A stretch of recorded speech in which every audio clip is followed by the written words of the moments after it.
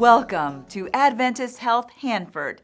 I'm Alex Delgado, and I want to thank you for allowing our hospital to take care of your health needs.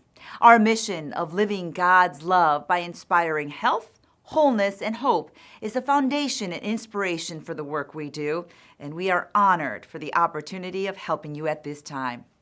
By now, you've already received your patient handbook that contains information about your rights, responsibilities, and safety tips.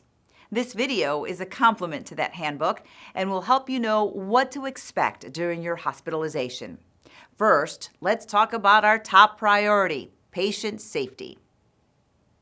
Remember when you were young and your parents would always remind you to wash your hands before eating or after using the bathroom? Well, they were right. Germs spread pretty easily through unclean hands, so every staff person who walks through your door should be using hand sanitizer.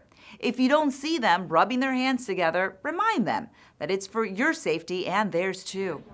We also teach our staff to clean their hands when leaving your room. We call this gel in, gel out, and encourage your visitors to do the same. Gel in, gel out. To ensure accuracy, we will be checking your armband every time we give you any medication or do a procedure such as drawing blood. We also label any specimens in your presence before we leave. We never want to give you someone else's medication or confuse blood samples. All right, thank you. It is very common for patients to fall when they are hospitalized.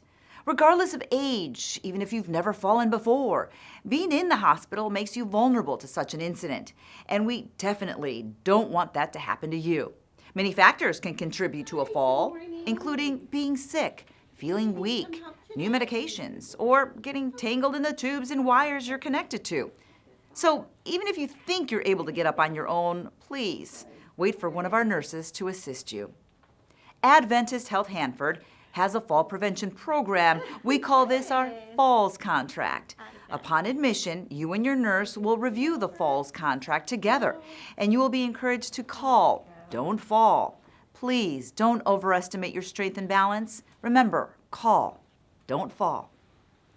You may be surprised to hear that the most important member of your treatment team is you. So it's vital that you participate in discussions about your care. And there are several ways to do that. First is the bedside shift report. This is how each shift begins and ends for our nurses. Before heading home for the day, your nurse will give you a bedside shift report to your new nurse regarding what happened while they were on duty and what should take place over the next shift. Please speak up if you have a question, anything to add, or if something doesn't sound right. Every hour, nurses and nursing assistants will be checking in on you. We call this rounding.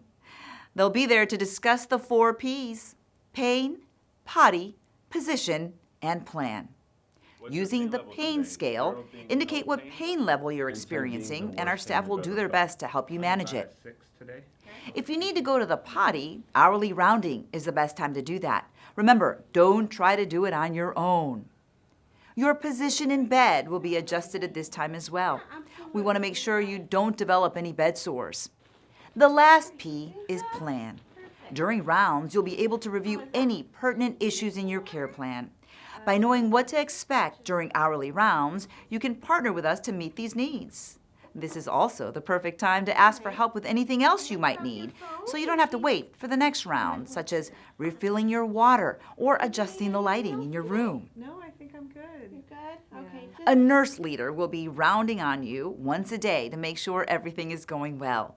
If anyone or anything is falling short of our standards or your expectations, please share that with the nurse leader so those issues can be addressed with the rest of your care team right away. We'd love for you to share any great news with our nurse leader too. Is someone going above and beyond in their service to you? Let us know so that we can recognize them.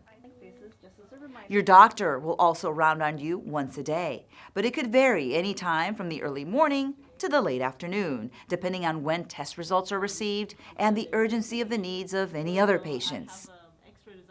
You should always have a call light near you, but please reserve its use for emergencies only. All of your other needs will be addressed during your hourly rounding. Your nurse will discuss the kinds of things you should use your call light for based on your condition and needs. Another helpful communication tool is the care board. Each room has one to ensure that you and your care team are on the same page. You will see several things on your care board. You'll see the names of everyone on your treatment team, including you and your family.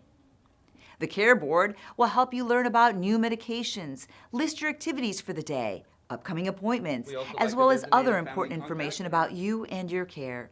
Your care team will go over this with you and update it throughout your stay.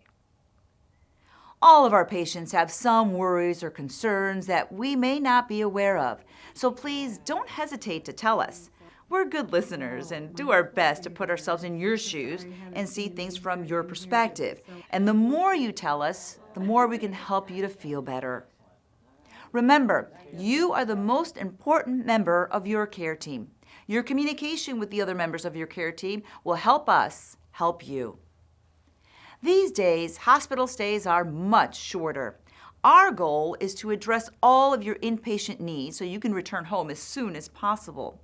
Most people, however, will need continued treatment as outpatients. This does save you money because insurance companies will not pay for inpatient services that can be addressed on an outpatient basis. We begin planning for your discharge on day 1 of your hospitalization. So please let us know if you have any concerns about where you will go or who will be available to assist you. We will write the anticipated discharge date on your care board and update it each day as we meet with you and your doctor. Once your doctor has written discharge orders, your nurse will review the education you have been given during your hospitalization, along with specific instructions on what to do after you leave the hospital. We also want to make sure that there are no delays in obtaining the medications that you need immediately after discharge, so your nurse will go over the best way to help you get your medications.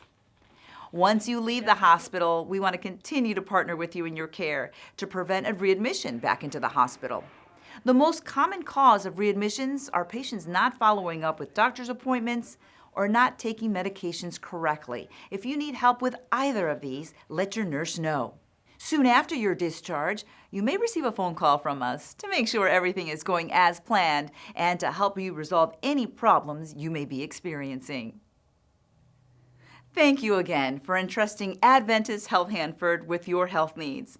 We know that being in the hospital can cause anxiety, so please let us know how we can better partner with you in your care to make your time with us more pleasant. For Adventist Health Hanford, I'm Alex Delgado. God bless.